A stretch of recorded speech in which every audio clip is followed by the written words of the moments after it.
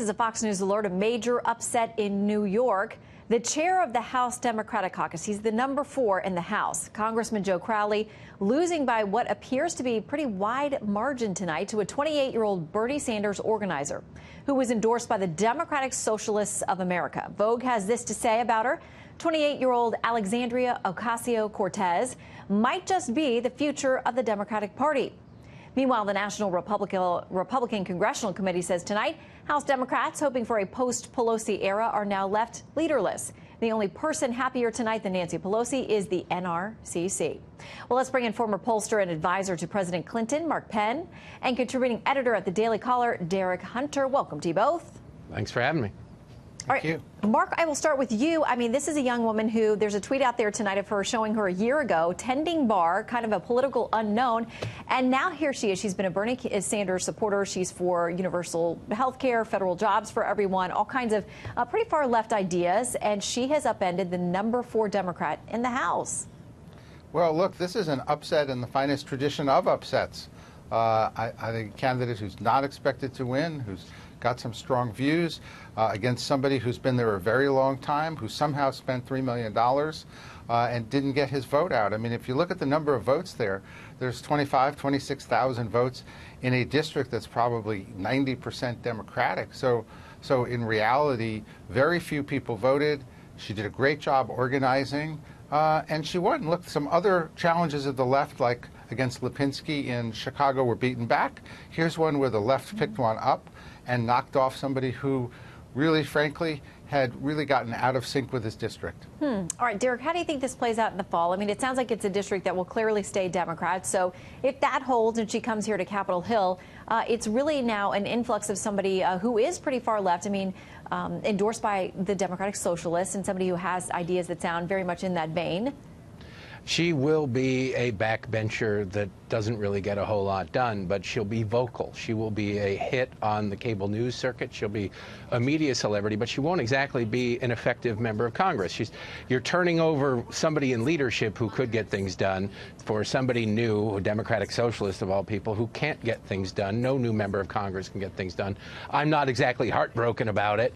I think it's kind of funny that Frankenstein's monster always returns to the castle. The left has preached identity politics. They've preached tribalism. They now have become a victim of that. They're number 4 in the House. This is a majority-minority district. He thought he was a good progressive, and that was all he needed to do, was say the right things and support the right things. He certainly was no moderate by any stretch of the imagination.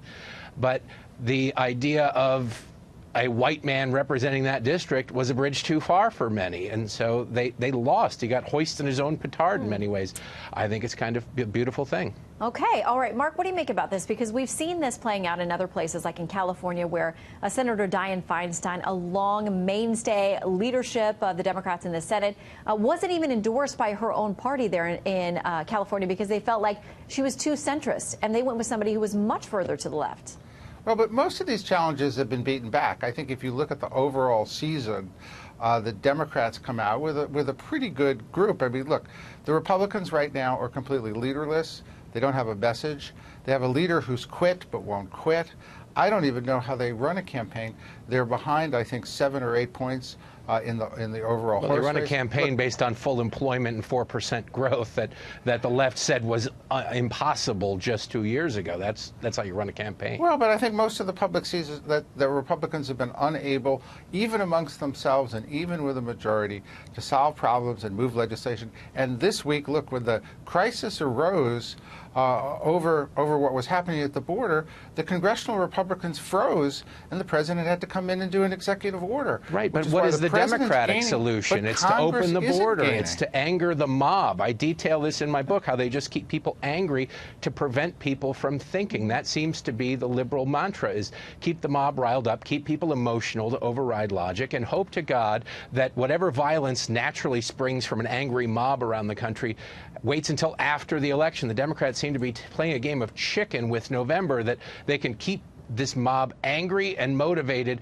through November, but keep it from becoming violent. I don't think that's going to be possible. This is not what we're seeing Mark here. has written this is a dynamic young person who overthrew someone who'd been in the district a long time, lost a bit of touch. This is a classic upset. It's classic New York politics.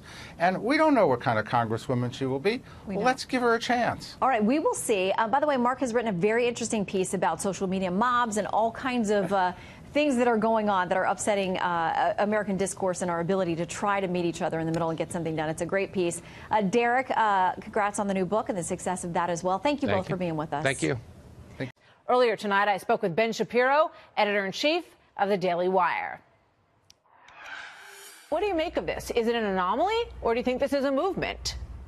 No, I do think this is a movement. I think the next wave of Democrats are going to be much closer to Bernie Sanders brand Democrats than even Nancy Pelosi brand Democrats. And what you see here is the sort of howling at the moon branch of the Democratic Party, in which they throw out whatever radical proposal they want and then suggest that this is truly authentic, that moral clarity lies in making proposals that are completely untenable, that will never be paid for.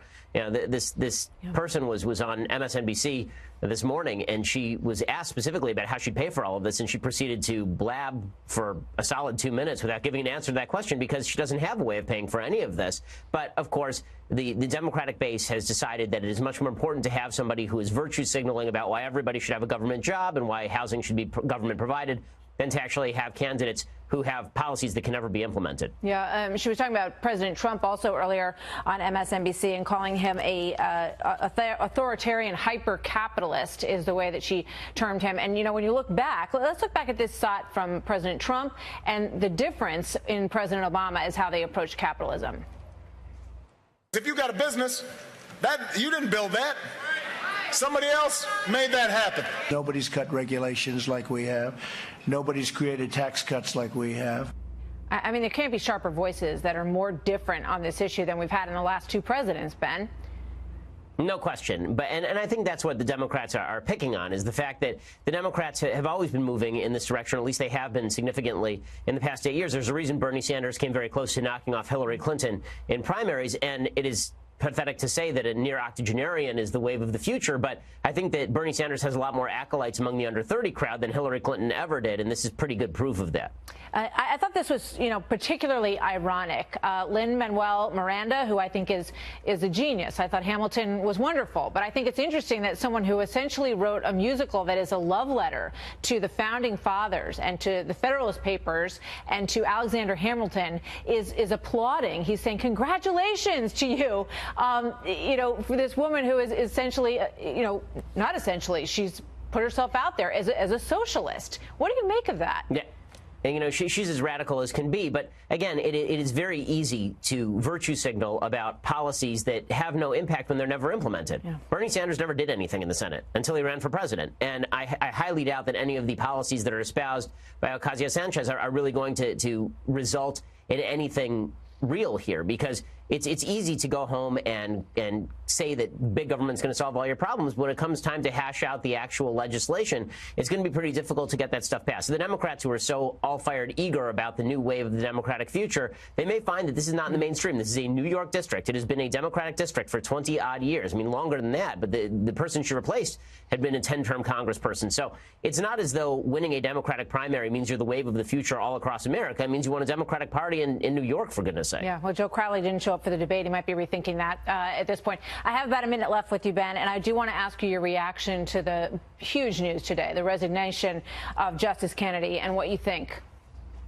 I mean, it's just astonishing, obviously. I was really not expecting that Justice Kennedy would step down, given that he's the swing vote. And it gives President Trump an enormous opportunity to remake the court in a conservative constitutionalist image for a full generation, which is, again, President Trump has been both lucky and good. And he has an opportunity now that he's been lucky to be good again here. Yeah, well, I know you, well, maybe you didn't suggest yourself, but you did suggest. Hey, I'll take it. If I'm nominated, I'll take it. Come on. Why not, right?